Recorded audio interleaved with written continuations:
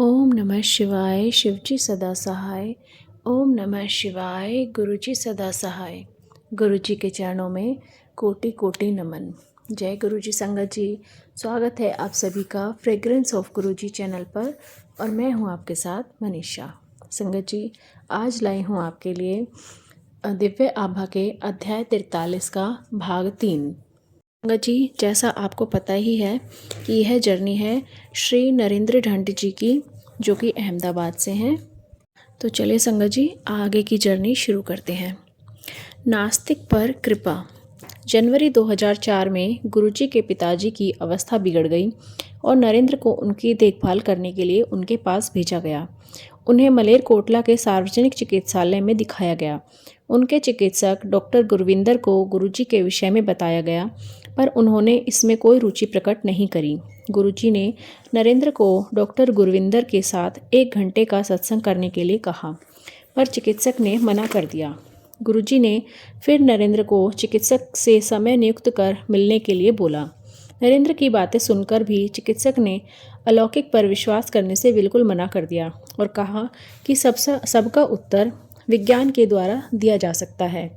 फिर भी गुरुजी चिकित्सक को अपने मार्ग पर लाने को दृढ़ संकल्प थे। उन्होंने नरेंद्र को चिकित्सक को दिल्ली आने का निमंत्रण देने के लिए कहा।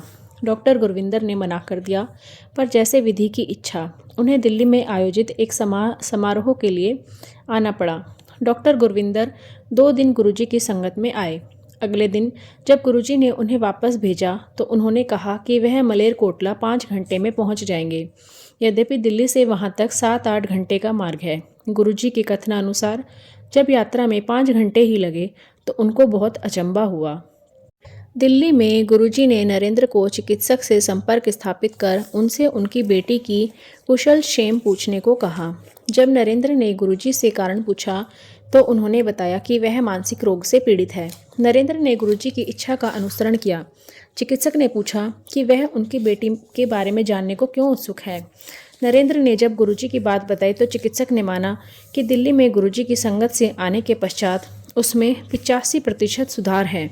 यद्यपि चिकित्सक अलौकिक में विश्वास नहीं करते थे, फिर भी उनकी बेटी स्वस्थ होने के मार्ग पर थी। अगले सप्ताह वे फिर गुरुजी के दर्शन के लिए दिल्ली आए। शीघ्र ही उनकी बेटी पूर्ण रूप से स्वस्थ हो गई। नरेंद्र ने गुरुजी से मिलने के पश्चात कुछ अभूतपूर्व आध्यात्मिक अनुभव भी हुए हैं। उनमें उन्हें न केवल गुरुजी के अलौकिक रूप के दर्शन हुए, उनकी धार्मिक प्रवृत्तियों में भी परिवर्तन हुआ है। स्पष्ट है कि ऐसे अनुभव करवाकर सतगुरु अपने भक्त को अध्यात्म रत्न देकर उसे सही राह पर लाने की चेष्टा करते हैं। जय गुरुजी। अमरनाथ, मैं ही शिव हूँ। नरेंद्र बचपन से शिव के भक्त रहे हैं। वह माला जपने और अमरनाथ, जहाँ पर बर्फ का शिवलिंग है, जाना पसंद करते थे। गुरुजी से मिलने के पश्चात वह अपने भाई सुनील के साथ पुनः उस पवित्र स्थान पर गए। जब वह दोनों गुफा के अंदर जाने के लिए पंक्ति में खड़े हुए थे, नरेंद्र को दुआ स्वप्न होने लगा। गुरुजी की संगत का पूरा दृश्य उनकी आंखों के सामने होता हुआ गुजर गया। चाय प्रसाद आए हुए भक्तों में बांटा जाता, हॉल में गूंजती हुई शब्द कीर्तन की मधुर वाणी और पेट भरकर लंगर, भक्तों द्वारा सुनाए गए सत्संग जिसमें वह अपने निजी जीवन में हुए चमत्कारों का वर्णन करते। देर शाम को पंजाबी गानों, पुराने संगीत या गज़लों से भरा वातावरण भर जाता। यह सब याद करते हुए नरेंद्र के मन में प्रश्न उठ खड़ा हुआ कि गुरुजी कौन है। उसके मन में यह प्रश्न आने की देर थी कि शिवलिंग से उसके ऊपर की दिशा में किरणें निकली और वह उसके ऊपर 1 फुट के वृत्त में फैल गई। उसमें नरेंद्र को शिव के दर्शन हुए, जिन्होंने गुरुजी की छवि बना ली और पुनः शिव की आकृति में आ गए। नरेंद्र के कान में एक ध्वनि गूंजी, मैं ही शिव हूँ, मैं सब कुछ हूँ। पूरी गुफा में गुरुजी की गूंज फैल गई, जिसका आनंद नरेंद्र के छोटे भाई सुनील ने भी उठाया। उसी दिन उनके लुधियाना वाले घर में उसकी पत्नी को एक स्वप्न आया। उसने गुरुजी को हाथ में त्रिशूल लिए नंदी पर बैठे हुए देखा। केवल 3 माह तक गुरुजी के पास जाने के पश्चात सर्वकर्ता गुरुजी ने भक्त को अपने वास्तविक रूप से परिचय करा दिया था, शिव। गुरुजी ने एक अन्य अवसर पर अपना परिचय दिया। नरेंद्र परिवार सहित समराला के निकट शिवलिंग के दर्शन करने गए थे। नरेंद्र की पत्नी ने उन्हें सोमवार को वहां दूध आदि अन्य सामग्री ले जाकर वहां पूजा करने के लिए कहा। नरेंद्र ने मना करते हुए कहा कि गुरुजी ही शिव और शिवलिंग है। उसी रात को उसकी पत्नी ने एक स्वप्न देखा। वह एम्पायर स्टेट में गुरुजी के सम्मुख बैठी हैं। उसने गुरुजी को एक पत्र दिया। वह एकदम उठे और अंदर चले गए और अपना एक चित्र लेकर आए। वह चित्र अति सुंदर था, किंतु उस पर से गुरुजी एकदम लुप्त हो गए और उस पर ओम की आकृति दृष्टिगोचर हुई। फिर उसमें से एक शिवलिंग निकला। उसने गुरुजी से इस बारे में प्रश्न किया तो गुरुजी ने चित्र को पुनः देखने के लिए कहा। उसने देखा कि शिवलिंग में गुरुजी विराजमान हैं। उसे अभी भी सब अस्पष्ट था। अतः जब उसने गुरुजी से पुनः प्रश्न किया तो वह बोले कि उनके पास आने के बाद उसे कहीं जाने की आवश्यकता नहीं है। गुरुजी ने उसे बताया कि उनके समक्ष आने के पश्चात अन्यथा कहीं नहीं जाना चाहिए, क्योंकि वह ही रब हैं। जय गुरुजी। तुम्हारी हृदय गति रुक जाएगी। एक बार गुरुजी लेटकर पाठ कर रहे थे और सब भक्त उनको घेर कर उनकी सेवा में लग्न थे। एक भक्त जो उनके कमल चरण बहुत देर से दबा रहा था, थक गया और उसने अपना कार्य नरेंद्र को सौंप दिया। नरेंद्र प्रसन्न होकर गुरुजी के पैर दबाने लगा। उन्होंने गुरुजी के पैरों को हाथ ही लगाया था कि उन्हें अपना परिचय देने के लिए कहा गया। उन्होंने अपना नाम बताया तो गुरुजी ने जोर लगाकर पैर दबाने को कहा। थोड़ी देर बाद उन्होंने अपने तलवे और जोर से दबाने के लिए कहा, क्योंकि उनमें अत्यधिक पीड़ा हो रही थी। 10 मिनट के पश्चात सद्गुरु ने पुनः नरेंद्र को अपनी पूरी शक्ति लगाकर तलवे दबाने को कहा। उन्होंने वैसा ही किया। गुरुजी के पैर के अंगूठे से अमृत प्रवाह होने लगा, जैसे गाय दूध देती है। गुरुजी के पैर के आसपास 1 फुट तक का क्षेत्र उससे गीला हो गया। गुरुजी ने नरेंद्र को कहा कि अब देखो गुरु कौन है। उसका पूर्ण शरीर अमृत से भरा हुआ है। इसी प्रकार जब नरेंद्र ने गुरुजी को उनका वास्तविक रूप दिखाने के लिए विनती करी तो उन्होंने नम्रतापूर्वक मना कर दिया। उन्होंने उसे समझाया कि वह 14,000 वाट के तार के समान है और उनके भक्त 0 वाट के बल्ब। वह बोले कि अगर उन्हें छुआ गया तो छूने वाला नष्ट हो जाएगा। वह शिव हैं। उनके हृदय की धड़कन रुक जाएगी। समय आने पर वह उन्हें दर्शन करने की क्षमता देंगे। जय गुरुजी। माला टूट गई। यदा कदा गुरुजी भक्त के निजी धार्मिक व्यवहार पर अपनी राय व्यक्त कर देते थे, पर ऐसे अवसर बहुत ही कम होते थे। माला को कुछ भी बताने को वह मना करते थे, क्योंकि ऐसे मनुष्य स्वाभिमानी हो जाता है। परंतु नरेंद्र इस प्रथा को अपने बचपन से करते आ रहे थे। एक दिन जब वह ऐसा अपने घर के पूजा कक्ष में कर रहे थे, वह समाधि में चले गए और बड़े मंदिर पहुंच गए। वहां पर वह हॉल में बैठे हुए थे और माला उनके सामने रखी हुई थी। गुरुजी अपने आसन पर आसीन थे और शिव मूर्ति के स्थान पर स्वयं शिव मानव रूप ग्रहण कर विराजमान थे। शिव के हाथ से एक किरण निकलकर उनकी माला पर पड़ी। उसी प्रकार से एक किरण गुरुजी के हाथ से माला पर आई। जैसे ही दोनों किरणें माला पर पड़ी, वह टूट गई। उसी क्षण नरेंद्र की चेतना लौटी तो उन्होंने देखा कि उनकी माला वास्तव में टूटी हुई है। उस दिन से नरेंद्र ने माला को कुछ भी बताना बंद कर दिया है। वह अब गुरुजी के कथन पर विश्वास करते हैं कि प्रार्थना कभी भी करी जा सकती है। प्रभु को याद करने के लिए ना ही कोई माला, ना ही कोई उपयुक्त समय चाहिए। ईश्वर को खाते पीते, घूमते, भोजन बनाते हुए, लेटे हुए या कोई भी कार्य करते हुए कभी भी याद कर सकते हैं और उसको धन्यवाद दे सकते हैं। यथार्थ में समाधि की सफलता भक्त और ईश्वर के संबंध का प्रत्यक्ष प्रमाण है।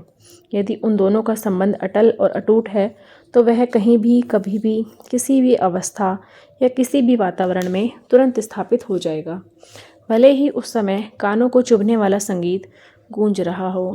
जय गुरु जी। बड़ा मंदिर जहाँ पर गंगा के दर्शन होंगे। एक अवसर पर गुरुजी ने नरेंद्र को और उनके परिवार को कुछ दिन के लिए बड़े मंदिर में रहने के लिए कहा। वहाँ रहते हुए एक दिन नरेंद्र और एक अन्य अनुयायी हॉल में रखी हुई शिव प्रतिमा को साफ कर रहे थे। अचानक नरेंद्र ने उस मूर्ति के चरणों से अमृत निकलता हुआ देखा। उन्होंने उसे कपड़े से साफ किया, पर वह स्थान पुनः गीला हो गया। नरेंद्र के साथ जो अनुयायी थे उन्होंने कहा कि ऐसा संभव नहीं है। उन्होंने कहा कि नरेंद्र ने उस स्थान पर ब्रासो नहीं लगाया होगा। जब उन्होंने स्वयं उसे साफ करने का प्रयास किया तो तुरंत ही वहाँ फिर अमृत प्रवाह हुआ। यह देखकर वह भी अचरज में पड़ गए। नरेंद्र पहली बार बड़े मंदिर में दिसंबर 1998 में गए थे। गुरुजी ने स्वयं उन्हें और अन्य अनुयायियों को उसका भ्रमण करा के दर्शन कराए। अचानक समूह ने देखा कि आधा लिंग गीला है और वह सोच रहे थे कि यह कैसे संभव है। उनके ऐसा सोचते ही गुरुजी तुरंत बोले कि उस पर अमृत वृष्टि हो रही है। उन्होंने भविष्यवाणी करी कि एक दिन गंगा नदी स्वयं आकर इस लिंग को दुग्ध स्नान कराएंगी। यह लिंग भारत के 12 ज्योतिर्लिंगों से भी प्रमुख होगा और जिनकी अभिलाषाएं कहीं और पूर्ण नहीं हो सकेंगी, यहाँ होंगी। गुरुजी के इस कथन के एक सप्ताह पश्चात एक अन्य अनुयायी श्री सिंगला ने स्वप्न देखा कि गंगा इस लिंग को अपने जल से स्नान करा रही हैं। जय गुरुजी। राधा कृष्ण के दर्शन। 2006 में नरेंद्र का परिवार मथुरा कृष्ण भक्तों के पावन स्थल तीर्थ यात्रा के लिए जाना चाह रहा था, किंतु अथक प्रयास करने पर भी उनकी योजनाएं क्रियान्वित होने से रह जाती थीं। अप्रैल 2006 तक ऐसे ही चलता रहा। इसी समय परिवार बैसाखी के अवसर पर बड़े मंदिर में आया। गुरुजी ने नरेंद्र की पत्नी को स्वप्न में दर्शन दिए और उनको अपने कमल चरण दबाने के लिए कहा। उनके पैर दबाते हुए सतगुरु के चरणों में से कृष्ण की मूर्ति प्रकट हुई। उन्होंने उसे वह उनके पेट पर रखने के लिए कहा। जब उन्होंने ऐसा किया तो वह पेट के अंदर जाकर अंतर्ध्यान हो गई। फिर गुरुजी अपने कक्ष में गए और नरेंद्र की पत्नी ने देखा कि वह एक मंदिर में परिवर्तित हो गया है, जहाँ पर राधा कृष्ण का एक विशाल चित्र था। वह भक्त जो वृंदावन जाकर कृष्ण की प्रतिमा देखना चाह रही थी, ने यह देखकर गुरुजी से स्पष्टीकरण मांगा। गुरुजी ने प्रश्न में उत्तर दिया कि क्या उसे दर्शन हुए? वृंदावन जाने की कोई आवश्यकता नहीं है, सब कुछ इधर ही है। नरेंद्र एक अन्य घटना का वर्णन करते हैं जिसमें गुरुजी ने अपनी वास्तविकता प्रकट करी थी। एक स्वप्न में नरेंद्र को एक हॉल में ले जाया जाता है।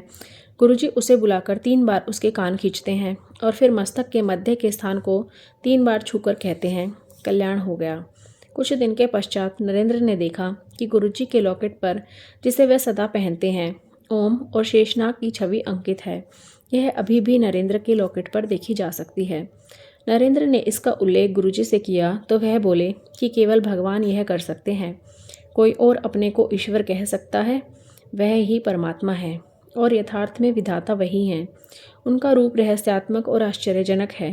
नरेंद्र उनसे उनकी जूतियाँ प्राप्त करने की घटना का उल्लेख करते हुए कहते हैं कि वह 3 आकार की हैं, 6, 7 और 8, और गुरुजी उन तीनों को पहना करते थे। कई अन्य अनुयायियों ने भी गुरुजी के विभिन्न रूपों को देखा है। ऐसा केवल वही कर सकता है जिसने भौतिक पर विजय प्राप्त कर ली हो, जो माया से उच्च है। प्रकृति जिसके चरणों में निवास करती हो, जो उसका स्वामी हो, जो शिव है, जिसका कोई आदि, मध्य या अंत नहीं है, जिसने काल से पूर्व जन्म लिया हो और जिसने गुरुजी के रूप में मानव जाति का कल्याण करने के लिए अवतार लिया हो। वह प्रेम सहित अपने भक्तों का संरक्षण करते हैं, उन्हें कभी भी अयोग्य होने का आभास नहीं होने देते और सदा अपने भीतर छिपी हुई दिव्यता को खोजने की प्रेरणा देते हैं। जय गुरुजी।